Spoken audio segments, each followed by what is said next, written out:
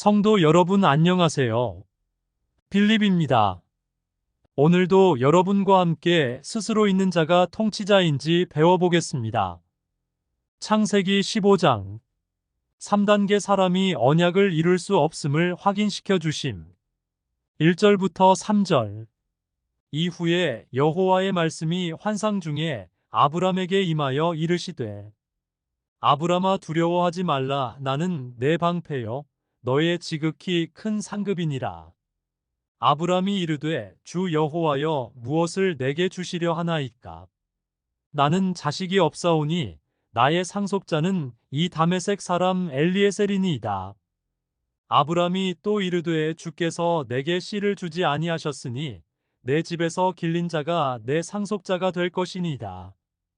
본문을 3단계라고 하는 이유는 아브람은 여호와 하나님의 언약을 여러 번 듣고 기적적인 경험도 했지만 상속자로 엘리에셀을 지목했기 때문입니다. 아브람은 전쟁에서 큰 승리를 거두게 하신 하나님을 인정했습니다. 그런데 하나님이 자신에게 씨를 주지 않았다고도 알고 있으면서도 주실 거라고는 생각을 못하고 있습니다. 여호와를 아는 지식이 멈춰버린 상태에 있는 것입니다. 과학자들도 아브람처럼 경험한 결과에 대해서만 말을 하는데 자기의 신념을 더해서 설명을 하더군요. 저는 동물학자가 위장술에 능한 카멜레온을 아주 자세히 설명하는 영상을 본 적이 있습니다. 그 학자는 카멜레온에 대해 많은 지식이 있었습니다. 그런데 카멜레온은 천적으로부터 자신을 보호하기 위해서 이렇게 진화한 것이 설계된 게 아닙니다. 고하면서 결론을 맺었습니다. 저는 그 학자의 말을 듣고 문득 하나님이 카멜레온을 설계하신 게 아님을 말하고 싶었구나 하는 생각이 들었습니다. 믿음이 없는 과학자는 이렇게 설명할 수밖에 없고 과학을 맹신하게 되는 것입니다. 아브람도 이와 같은 방식으로 자신의 경험과 결과를 하나님께 말씀하는 것입니다. 아브람은 폐경기에 이른 사례를 생각하면서 하나님께 현실을 설명하고 싶었을 것입니다. 이처럼 아브람은 하나님께서 자식을 주실 거라는 확신이 없었습니다. 여호와께 전능성에 대한 불신을 갖는 것도 3단계에 해당하는 것입니다. 여호와 하나님은 아브람을 혼내지도 않고 언약을 하셨습니다. 이는 아브람이 언약을 이룰 것이 아니라 하나님께서 이루실 것이기 때문입니다. 여호와 하나님께서 언약을 이루시면 아브람은 기뻐하는 역할만 하면 됩니다. 아브람이 하나님을 믿었다는 의미는 믿음의 수준을 말하는 것이 아닙니다. 하나님께서 언약 자손으로 아브람을 택하셨다는 뜻이지 다른 의미는 없습니다. 하나님께서 언약 자손의 믿음을 테스트하시는 내용이 종종 성경에 기록되어 있습니다. 하나님이 테스트를 하시는 이유는 사람이 3단계에 있는 것을 알려주시기 위한 것입니다. 여호와께서 사람에게 3단계를 통과하기를 바라시면서 테스트하시는 것이라고 생각하시면 안 됩니다. 성도님이 명심하실 것은 3단계를 넘을 수 있는 사람은 없다는 것입니다. 성도의 성화는 이 땅에서 있을 수 없는 일입니다. 성화가 되려고 노력하는 것은 영적인 존재가 되려고 하는 것입니다. 지구에서 3단계를 넘은 사람이 있다면 여호와 하나님의 자비가 필요 없는 사람입니다. 혹시 주위에서 성화되거나 자비가 필요 없는 성도를 보시면 저에게 알려주십시오. 4절부터 21절. 여호와의 말씀이 그에게 임하여 이르시되 그 사람이 내 상속자가 아니라 내 몸에서 날 자가 내 상속자가 되리라 하시고 그를 이끌고 밖으로 나가 이르시되 하늘을 우러러 무뼈를 셀 수 있나 보라. 또 그에게 이르시되 내 자손이 이와 같으리라. 아브람이 여호와를 믿으니 여호와께서 이를 그의 의로 여기시고 또 그에게 이르시되 나는 이 땅을 내게 주어 소유를 삼게 하려고 너를 갈대아인의 우르에서 이끌어낸 여호와니라. 그가 이르되 주 여호와여 내가 이 땅을 소유로 받을 것을 무엇으로 알리이다. 여호와께서 그에게 이르시되 나를 위하여 3년 된 암소와 3년 된 암염소와 3년 된 순양과 산비둘기와 집비둘기 새끼를 가져올지니라.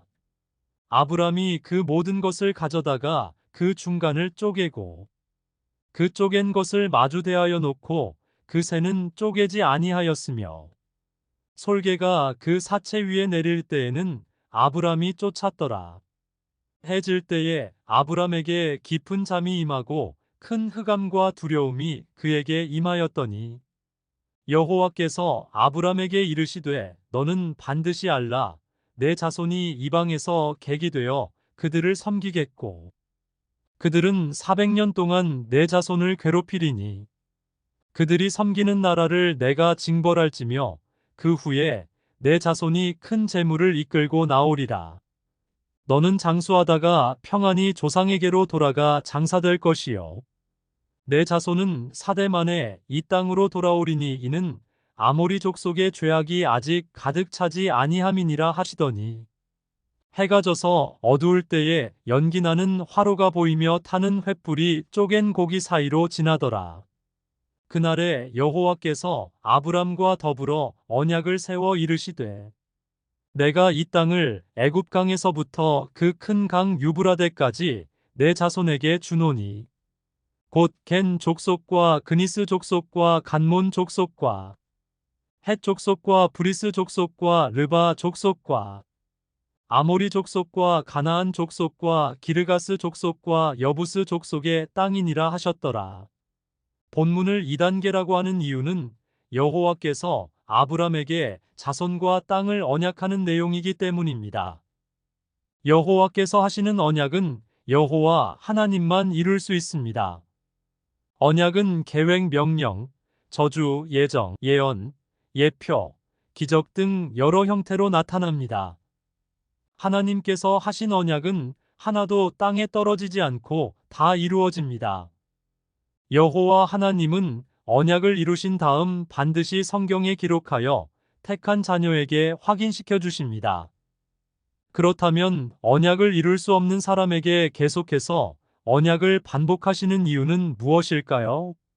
이는 택한 자녀에게 창세전에 계획하신 대로 이루어 주신 자가 여호와라고 알려주시려는 것입니다. 앞으로 이루어질 언약들이 아직 남아있지만 제일 기다려지는 언약은 예수님의 재림입니다. 데살로니가전서 4장 17절 그 후에 우리 살아남은 자들도 그들과 함께 구름 속으로 끌어올려 공중에서 주를 영접하게 하시리니 그리하여 우리가 항상 주와 함께 있으리라. 예수님이 재림하실 때 택한 자녀들이 어디에 있든지 동시에 구름 속으로 끌어올려 공중에서 주를 영접할 것입니다. 현재 이단들처럼 예수님이 재림하셨다고 가르칠 필요가 없습니다. 성도는 자동으로 올라가고 성도가 아니면 땅에 그대로 있게 됩니다. 성도님은 예수님의 재림 후에 항상 주와 함께 있을 것입니다. 성도님이 천국에서 무엇을 할지도 언약되어 있지만 다들 예상하실 테니 넘어가겠습니다. 여호와의 창세전에 하신 계획은 택한 자녀에게 맞춰져 있습니다. 여호와께서 천국을 세우시기 전에 성도님을 택하셨고 통치하고 계십니다. 성도님의 주인은 여호와이시고 성도님의 삶 전체를 섭리하십니다. 성경 66권 전체가 이런 뜻인데 안타깝게도 신학자와 설교자들이 이것을 몰라서 가르치지 못하고 있습니다. 심지어 예수님을 믿는 것도 사람에게 달려있다고 가르치는 것도 보았습니다. 이런 상황에서도 예수를 나의 구주로 믿는 것은 여호와께서 성도에게 믿음을 은혜로 주신 게 맞습니다. 그래도 제가 가르쳐드린 여호와 하나님을 알고 싶어하는 성도들이 있을 것입니다. 분명 여호와께서 들을 귀 있는 자를 보내주실 것입니다. 구독, 좋아요, 알림 설정은 저에게 큰 힘이 됩니다. 시청해주셔서 감사합니다.